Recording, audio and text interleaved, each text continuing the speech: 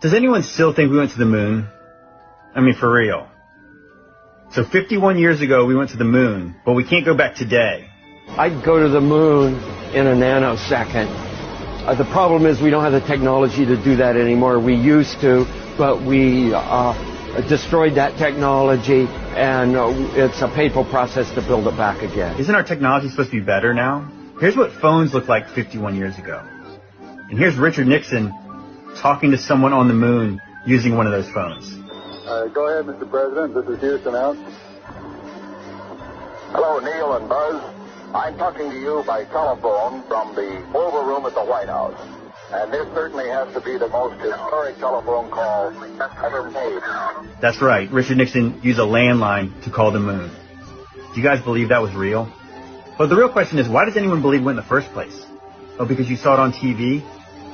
Do you guys think that video was real? Houston, we've had a problem. Main B, bus undervolt. Roger, main B undervolt.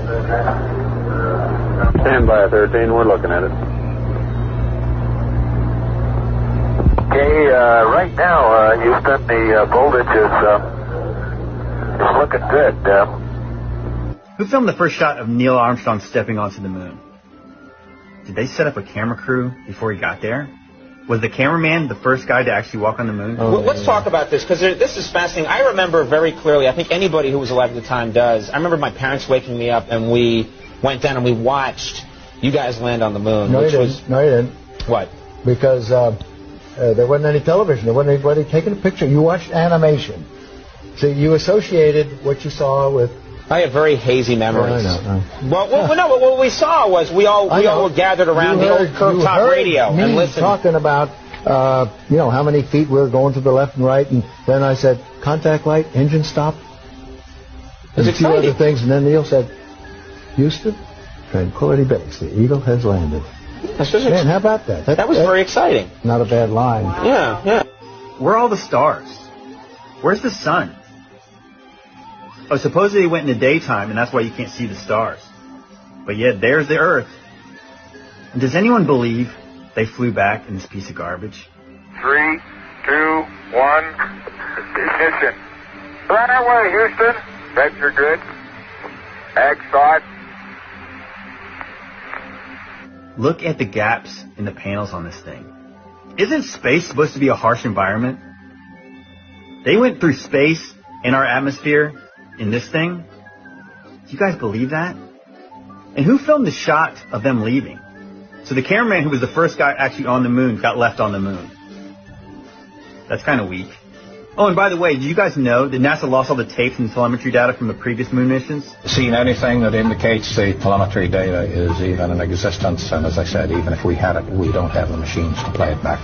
Doesn't have it either. Smithsonian doesn't have it. Johnson doesn't have it. Right. We've been unable to track it down. I mean, we don't know where this telemetry data ended up, and we don't know what path it may have taken. So, unfortunately, I'm afraid I can't really give you much of a clue as to where this data ended up and whether it still exists or not. Here we are, 51 years later, and we can't go back to the moon. Do you guys believe that? Like I said, guys, this stuff is make-believe. Okay, so I'm back with more moon questions. Let's talk about the lunar rover. Have you guys seen this video? Do you think this looks real? Is that a dummy strapped to that thing? It's not moving. Also, a nice satellite dish. Has it got XM radio? Also, look at how the moon dust reacts. Kind of reacts just like dust or sand on Earth because it goes right back to the ground. I thought there was less gravity there.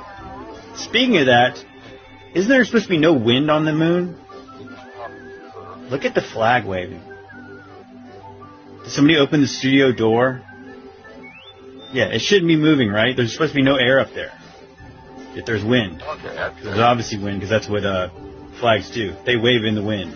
But guys, did you see the post-flight press conference when they supposedly got back from the moon? It's our privilege today to share with you. Have you seen three more depressed guys than these guys? The details of that final month of July. Does it look like they just did what no man had done before? Certainly the highlight for the three of us of that decade. Aren't they supposed to be excited? We're going to divert a little bit from the format of past press conferences and talk about the things that interested us most, in particular the things that occurred on and about the moon. This looks like a hostage video. We will use... Contrast this video with the pre-flight video, Something Saw.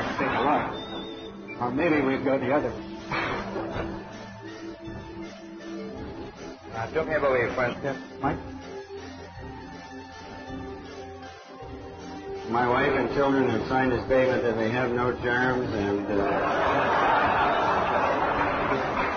Maybe because before the mission, they thought they were actually going to the moon. After the mission, they realized they didn't go, and they were never going to go. But that's just me, guys. All right, guys, question for y'all. Do you believe this story is true? I mean, come on. NASA flew a car-sized satellite up to the sun. First off, right off the bat, the picture's fake, obviously. You know, they didn't have a selfie stick on this thing, so it could get a picture of itself in the sun. And also, it's still 5.8 million miles away, supposedly, from the sun. So that means it's traveled 87 million miles since 2018. Do you guys believe that? It goes 365,000 miles an hour? What? I mean, are you kidding me? Look at it. Obviously, first of all, the picture's fake once again, but wouldn't it need to be sleek to go that fast without breaking apart? Yeah, I would think so. But I guess aerodynamics don't matter because there's no resistance in space. And there's no gravity, right? Except for when they have to use Venus's gravity, apparently, in order to do a thing. Which actually leads me to another question. If there's zero gravity at the International Space Station, how come this thing can be affected by Venus's gravity? How come the International Space Station is not affected by Earth's gravity when it's really close? Right? Relatively speaking. This stuff is such garbage. Isn't the sun supposed to be hot? Isn't that what they say? How come this thing's not melting? The sun's really hot. How come it's really cold in outer space? Supposedly.